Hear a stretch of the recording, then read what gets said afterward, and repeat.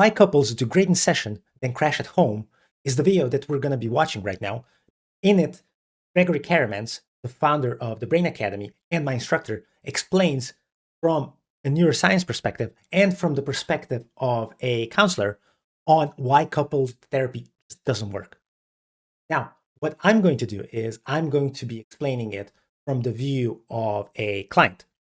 So both me and my girlfriend have been in individual therapy for 3+ years. And we went to couples therapy as well for 2 sessions. It didn't work at all.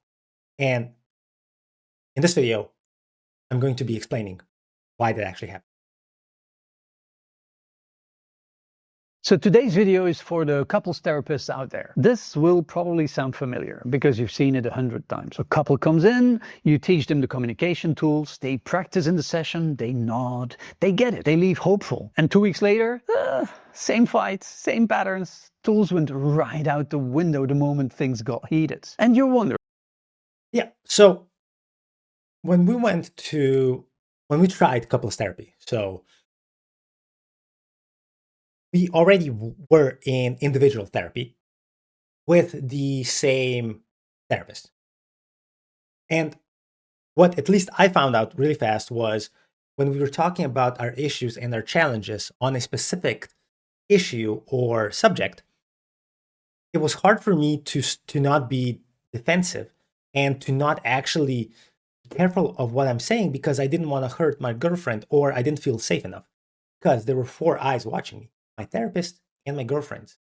And at times I felt attacked when my therapist was asking me a specific question and my girlfriend answered the question before, I felt that I had to respond to what she was saying, not what I was thinking.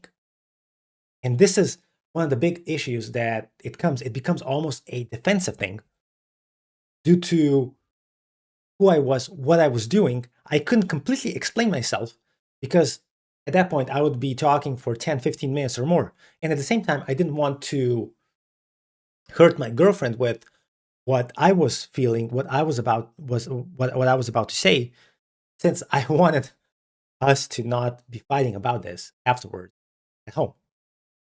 And when we're talking about therapy and couples therapy just being, hey, here's the proper way to communicate when you have an argument and stuff, that just flies out the window. Because one of the things that happens when we are in fight, flight, freeze, or fawn mode, our thinking brain doesn't work.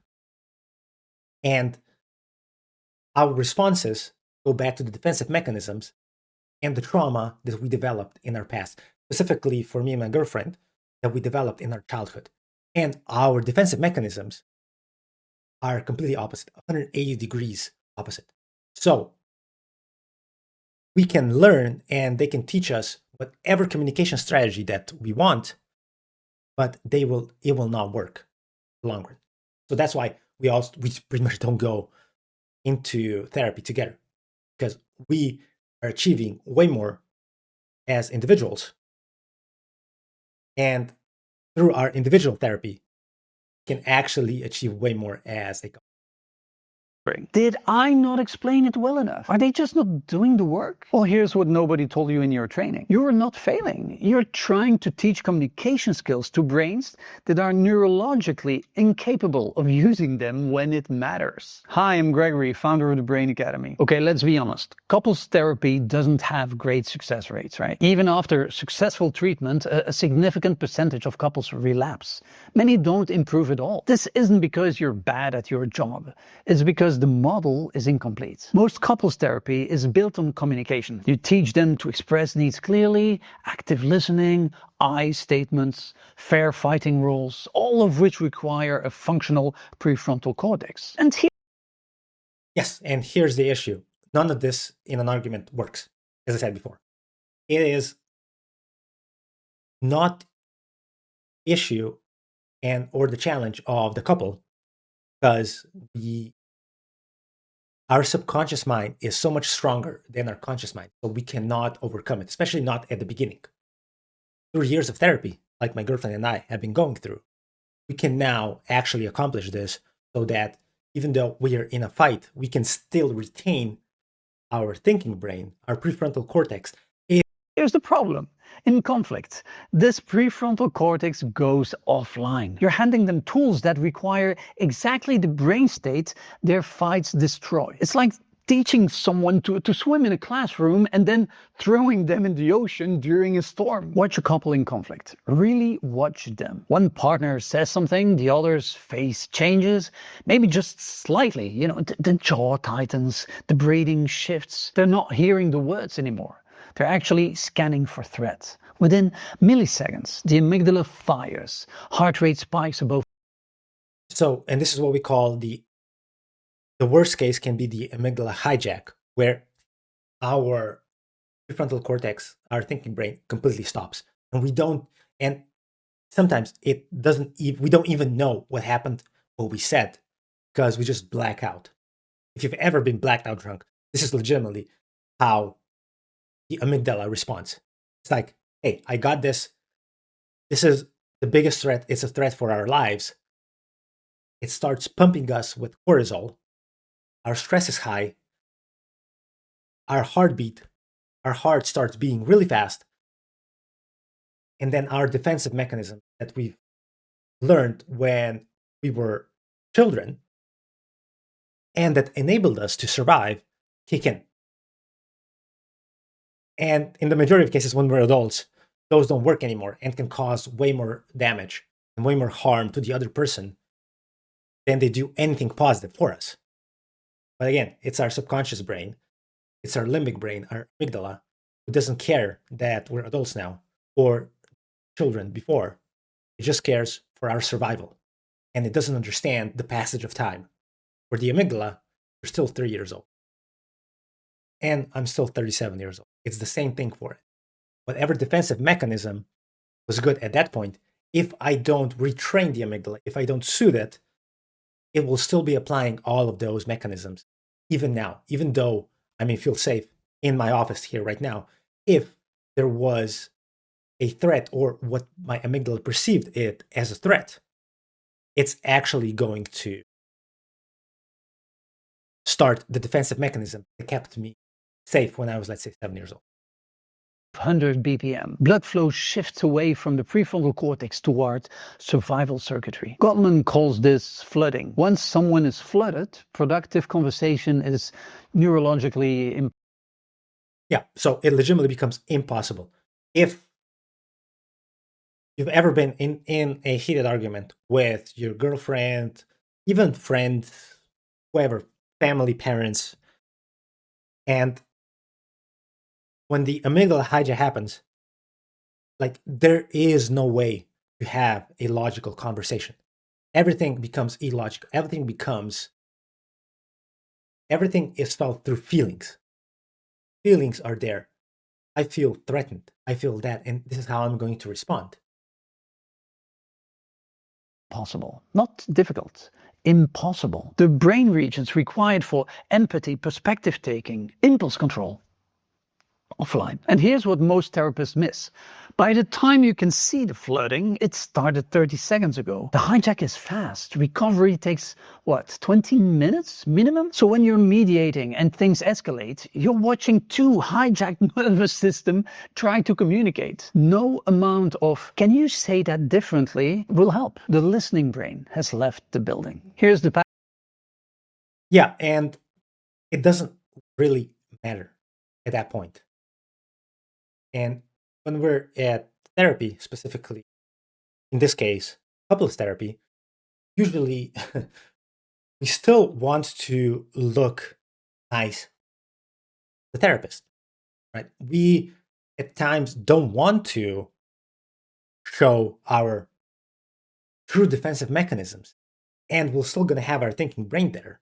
We're going to try to mitigate, mediate, not because we possibly don't trust our therapist or our partner, because we just want to look nice. And we still want, in essence, the therapist as kind of an ally.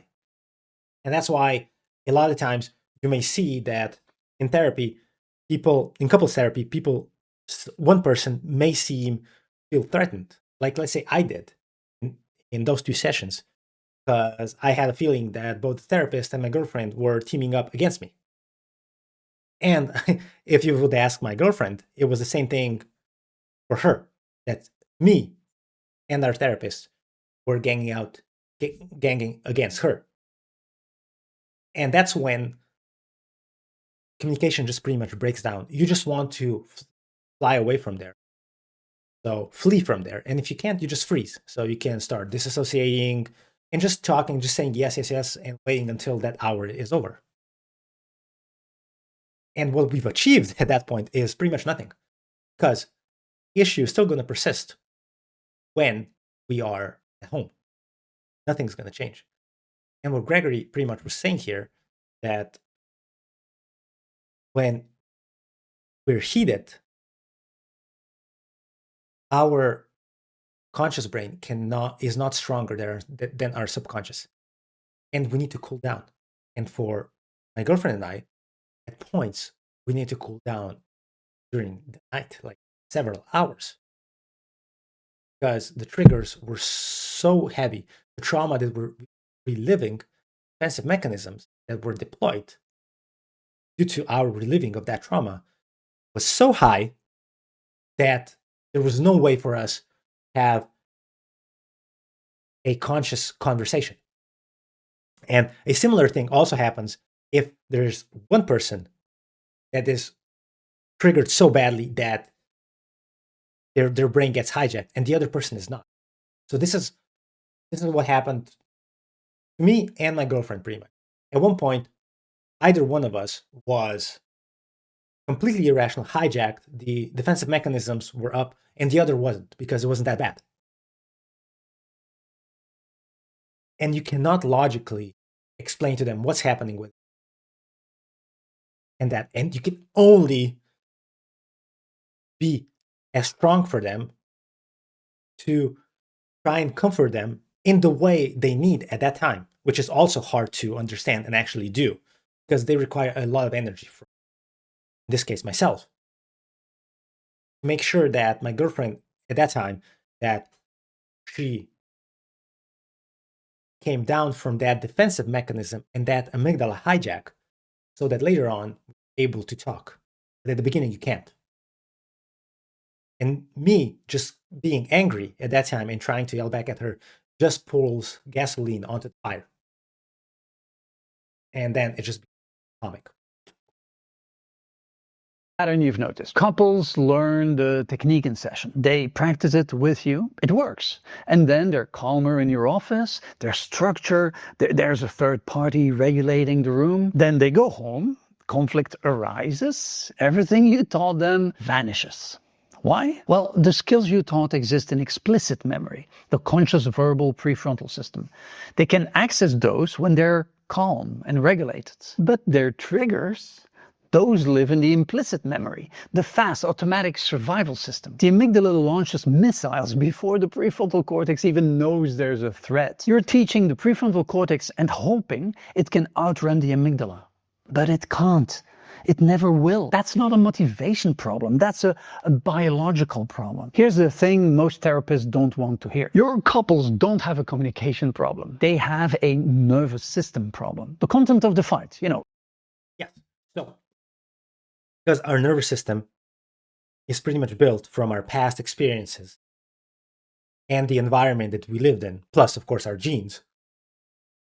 And if our amygdala, in this case, I'm just going to say the nervous system almost equals amygdala due to threat perception it has, if it's so sensitive that any perceived danger, it hijacks the prefrontal brain. It doesn't really matter what kind of communication are we taught. We can be best communicators in the world, best listeners, and it will not matter at all. And one of the reasons why we don't go to couples therapy is because of that. We quickly found out after 2 sessions, and also discussing it with our therapist, it doesn't work. We need to work on our traumas that we had and got when we were both have CPTSD as well. And for us to work in those, we need a safe environment where there's only So in this case, myself and the therapist, and I can process those trauma. And through processing that trauma for both of us, we can actually communicate way better now when we're alone at home. Because that 1 hour in therapy doesn't mean anything if we don't work on ourselves after therapy as well. It's pretty much a full-time job for both of us. We are thinking what happened with us, what we were feeling at that point. We know that we hurt each other with some words, with some triggers that we had. But one of the things that we do understand is it was not intentional. It was the amygdala. The amygdala hijacked our defensive mechanisms from the past that kept us safe. And with each fight, each conflict that we have, and then later on we talk through, it becomes easier and easier every single time. And we actually went from actually having to not even discuss the thing for hours, and actually we had to sleep over it due to how triggered our nervous systems were, to actually being able to, at times, to talk about it even after 10 minutes of a fight or a conflict, because we stress that much therapy. But it takes time. It's taken us 3+ years to get to there. And this, I can guarantee you, would never have happened if we only went through therapy. I'm going to say I'm 99.9% certain that would have broken up way before. Because couples therapy in this case did not work. Dishes, money, the in-laws. That's not the real issue. It's just a trigger that activates deeper wounds. Abandonment, rejection, not being enough. They're not actually reacting to each other. They're reacting to old pain that their partner's behavior happens to match. You can't communication skill your way out of that. So what actually works? Well, first, you stop trying to fix conversation and start tracking nervous systems. Watch for the signs of flooding before it's visible.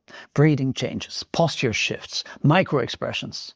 Intervene early or don't bother. Second, you work with the body, not just the words. Teach somatic awareness. Help them recognize what dysregulation feels like in them before it hijacks the conversation. Third, window of tolerance, right? When clients are inside their window, regulated, present, prefrontal, online, well, your communication tools work. When they're outside, survival mode, nothing works. And your job isn't just to teach skills. It's to help couples recognize when they've left the window and know how to get back in. A couple with window awareness can handle almost any conflict. A couple with perfect communication skills but no window awareness, they'll keep crashing. The window matters more than the tools. Look, you got into this work because you care. Yeah, absolutely true. So in the end, when we're triggered, it doesn't matter how great communication, how amazing communication, it will not work. So as Gregory said here, as counselors need to do their job, but we also have to do our jobs as clients.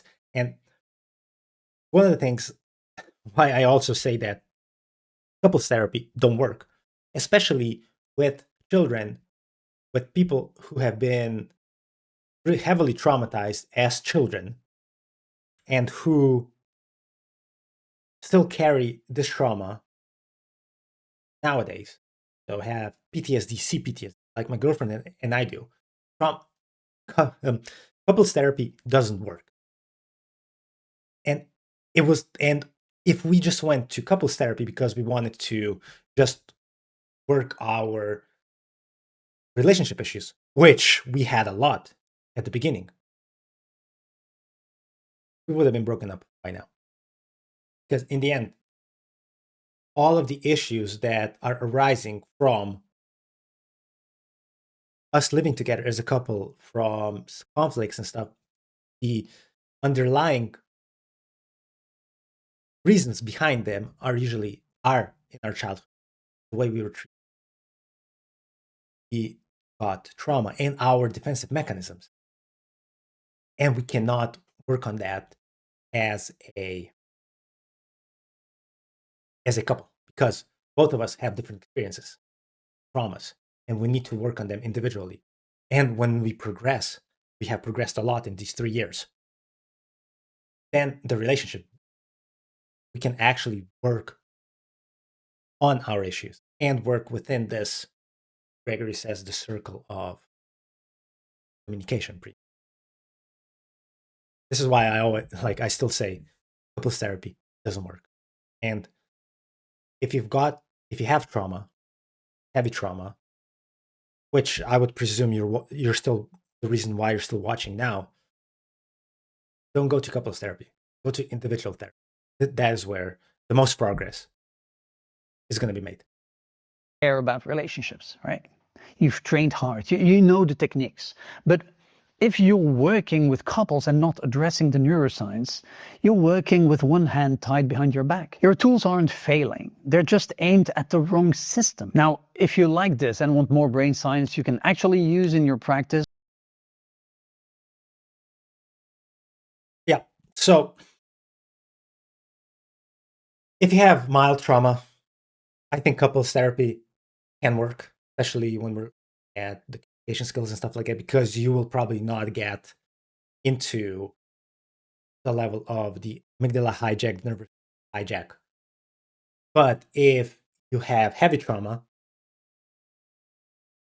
then couples therapy will not work. It's just going to make you possibly feel better for 1 hour a week. And I'm saying that maybe you will feel better, but your partner won't.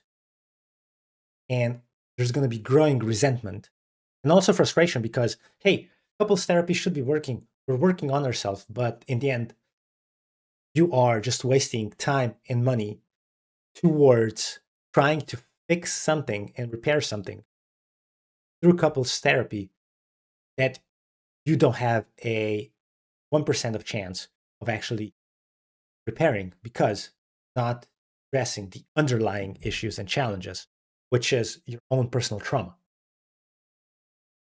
And so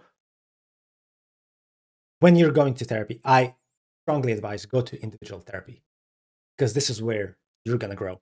This is the best possible way for you to address the trauma, to address your nervous system and how to respond, and that it won't respond to stimuli that are not relevant anymore. You're going to have to go through and relive, unfortunately, the trauma. I've been doing this for 3.5 years now.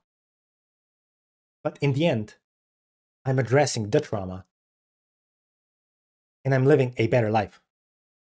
And for sure, couples therapy wouldn't work.